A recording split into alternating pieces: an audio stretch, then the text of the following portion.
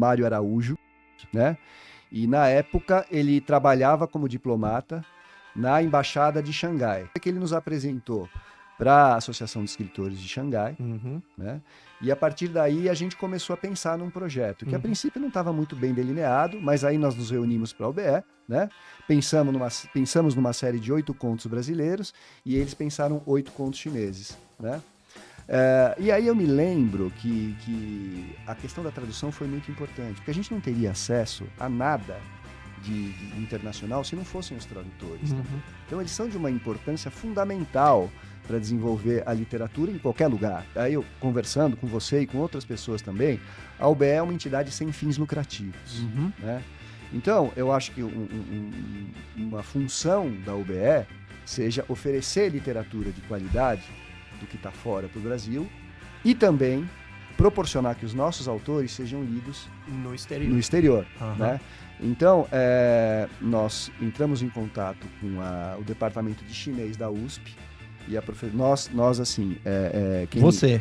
Eu, né? A Sandra Spilotro, ela teve uma participação registrar a importância da Sandra, tão grande quanto a minha aqui, então nós trabalhamos em conjunto durante esses 3 anos, né?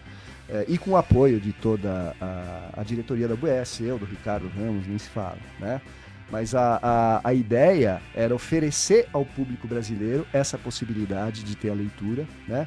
E oferecer ao público chinês, né?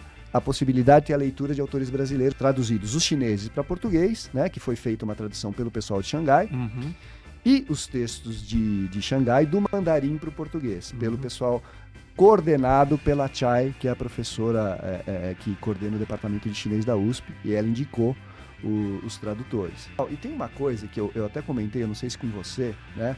Porque eu li várias vezes todos esses contos brasileiros, né? E os chineses em português, versões em português, lógico.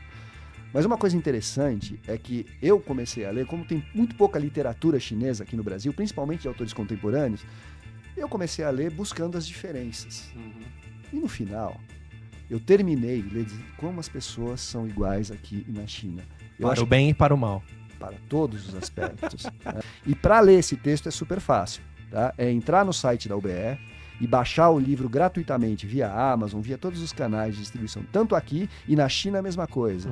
Né? Então acho que esse projeto foi tão interessante, tanto para apresentar para o público e de uma maneira gratuita, que eu acho que essa é uma das funções da UBE, como para desenvolver a questão da tradução, que isso abriu portas para todos os tradutores.